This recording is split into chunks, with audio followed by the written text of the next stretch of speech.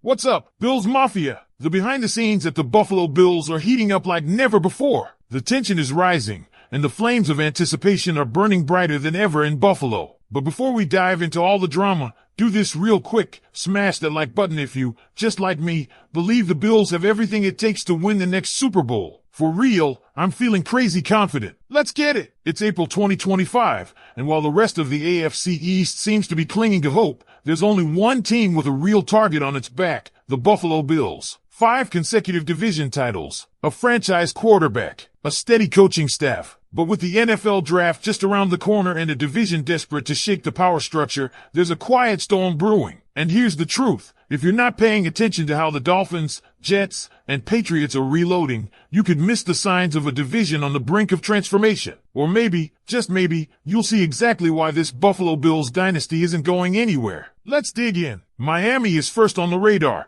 and their situation is fascinating for Bills fans. After an 8-9 season in 2024, second place in the AFC East, they enter the 2025 draft with some serious capital. Picks 13, 48, 98, 116, 135, and 150, with additional late-round ammunition. That's a rare amount of ammo for a franchise that's been playing catch-up in the draft due to years of aggressive trades and salary cap finagling. This draft is critical, because the Dolphins are, quite literally, running out of time. On defense, they're hollow. Zach Sealer, spelled correctly, S-I-E-L-E-R, is basically holding down the defensive tackle room solo. Benito Jones, Matt Dickerson, Neil Farrell, all depth guys, not starters. Christian Wilkins, gone. Calais Campbell, gone. And what do they have left? One starter and rotational patchwork. If they don't walk away from the draft with immediate contributors at DT, it's going to be a long season for a defense that's starting to feel like it's missing its soul. Then there's the cornerback situation. Jalen Ramsey, and here's where things get spicy, is rumored to be on the trade block. If he stays, great,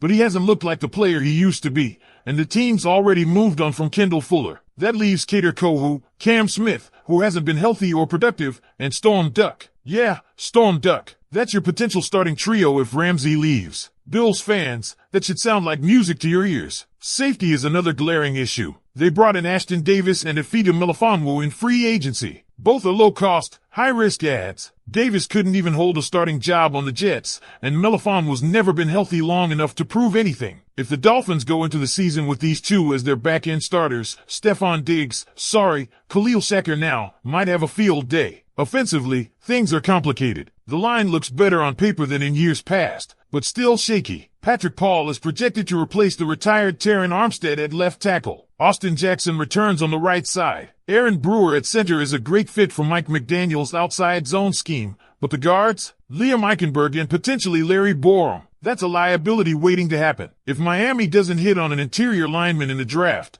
Josh Allen might not be the only QB under pressure in this division. Tua could be running for his life. And speaking of Tua, let's talk about him. The Dolphins are drastically different depending on his health. When he plays, they're dangerous. When he doesn't, they crater. They drafted Jalen Wright last year to bolster the run game, hoping to create a more balanced attack, especially with Raheem Mostert gone. But if Tyreek Hill's situation, both on and off the field, continues to deteriorate, and it is, Jalen Waddle becomes the lone legitimate threat. Tyreek's name has been floated in trade talks too, and between his erratic behavior, a locker room meltdown last season, and off-field issues, it wouldn't be shocking to see Miami move on. Now here's the kicker, Mike McDaniel. This is a make-or-break year for him. Ownership has already made it clear, and for the first time since taking over, McDaniel may have to coach above the talent. That's not just a challenge, that's a seismic shift. The roster isn't as stacked as it once was. The margin for error is gone. If the Dolphins start slow, don't be surprised if a full reset is on the horizon. And that brings us to the New York Jets. They finished 5-12 last year, fired Robert Saleh,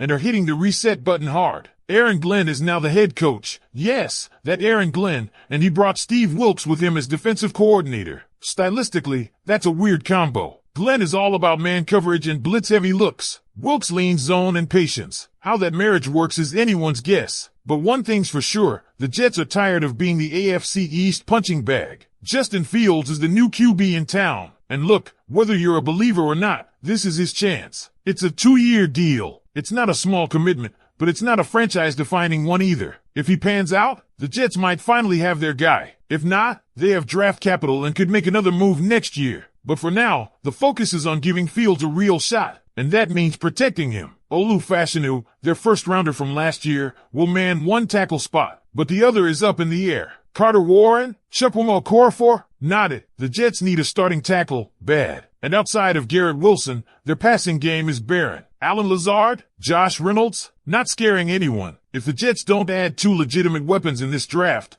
Justin Fields won't have a fighting chance. Their defense, though, sneaky strong. They've got studs in Sauce Gardner, Quincy and Quinnen Williams, and young players like Will McDonald and Jermaine Johnson are developing well. They added Brandon Stevens from Baltimore, a surprising move, considering his poor reputation with Ravens fans, and handed him starter money. Clearly, Aaron Glenn sees something the rest of the league didn't, so the talent is there. But this team is all about transition. New head coach, new GM, new QB, new system. It's volatile, it's unpredictable, and that might make them one of the most dangerous teams in the division if things click. But if they don't, it'll be another wasted year. And finally, New England. Yep, the Patriots finished dead last at 4-13. But hold up, they're not rolling over. Mike Vrabel is back, and this time, he's the head coach. The Patriots made the most high-profile coaching hire of the offseason, and they're leaning into a culture reset. No more Bill Belichick. No more Gerard Mayo. This is Vrabel's team. They've got the 4th overall pick. And here's the wild part. If the Titans,